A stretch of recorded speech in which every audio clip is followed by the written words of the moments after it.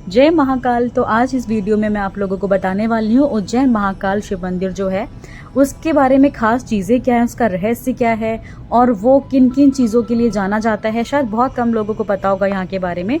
तो जो सबसे खास चीज़ें हैं जो बहुत ही इंटरेस्टिंग है, मतलब इसको आप सुनोगे तो बहुत ज़्यादा हैरान होगे कि क्या सच में ऐसा होता है। जी हाँ, तो अभी मैं बताने वाली हूँ आपको महाकाल नाम का रहस्य। महाकाल नाम का रहस्य आमतौर पर माना जाता है कि महाकाल का संबंध केवल मृत्यु से होता है, जबकि ये पूरा सच नहीं है। काल के दो अर्थ होते हैं, एक समय और दूसरा मृत्यु। काल को महाकाल इसलिए भी कहा जाता है कि प्राचीन समय में यही से पूरे विश्व का नामक समय निर्धारित होता था, इसलिए इस ज्योतिर्लिंग का नाम महाकालेश्वर रखा गया। दूसरा कारण भी महाकाल से ही जुड़ा है। महाकाल का शिवलिंग तब प्रकट हुआ था जब महादेव को एक राक्षस दूषण का अंत करना था। महाकाल उस राक्षस का काल बनकर आए। कुछ दिन के बाद अवंती नगरी, जिसे अब उज्जैन के नाम से भी जाना जाता है, वहां के निवासियों के आग्रह पर महाकाल वहीं उपस्थित हो गए।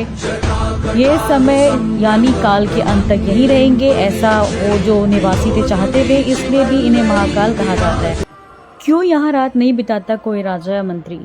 उज्जैन का एक ही राजा है और वह है महाकाल बाबा। विक्रमादित्य के शासन के बाद यहाँ कोई भी राजा रात को नहीं रुक सकता। जिसने भी यहाँ रुकने की जरूरत की वह संकटों में घिर के मारा गया। पौराणिक कथाओं और सिंहासन बत्तीसी की कथा के अनुसार राजा भोज के काल से यहाँ कोई नहीं रुक सकता।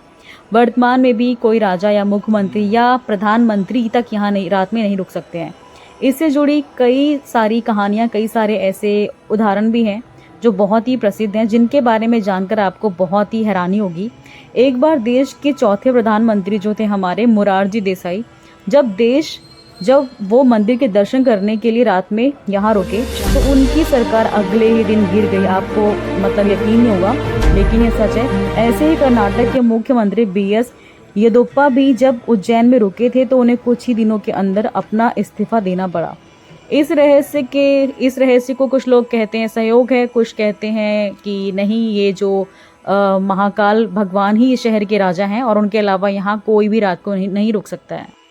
अब बात करते हैं महाकाल की भस्म आरती। तो जो ये भस्म आरती का रहस्य है ना, वो ये है कि कहते हैं प्राचीन काल के राजा चंद्रसेन, जो शिवजी के बहुत बड़े भक्त माने जाते थे, तो राजा रिपुमन ने जब उज्जैन पर आक्रमण किया और राक्षस जो था दूषण, उसके जरिए वहाँ की जो प्रजा थी उसको इतना परेशान किया कि राजा कुछ नहीं कर पाए। तो फिर राजा ने मदद के लिए शिवजी की शरण ली, उनसे प्रार्थना की कि प्लीज़ आप हमारी रक्षा कीजिए। तो भक्तों की पुकार सुनकर शिवजी वहाँ पर आए और उन्होंने दूषण का वध किया। और यही नहीं, भगवान ने दूषण की जो राख थी उससे अपना श्रृंगार किया और वह हमेशा के लिए यहाँ बस गए। तो इस तरह भस्म आरती की शुरुआत हुई। चिता की भस्म से की जाती थी आरती। यहाँ पर भगवान शिव के शिवलिंग पर चिता की ताजी भस्म से आरती की जाती थी और इसी से उनका श्रृंगार भी होता था। प्राचीन कथा के अनुसार प्रतिदिन एक मुर्दे की राख से भस्म आरती की जाती थी। एक बार ऐसा हुआ, उज्जैन के शमशान में कोई भी शव मिला ही नहीं। इसके कारण एक पुजारी ने अपने ही बेटे की बलि देकर उनकी चिता की जो राख थी उससे भस्म आरती की और श्रृंगार किया, जिससे महाकालेश्वर बहुत ही प्रसन्न हुए और उन्होंने पुजारी के पुत्र को जीवन दान देते हुए कहा कि आज से उनकी आरती कपिला गाय के गोबर से बने कंडे जो होते हैं उससे की जाए।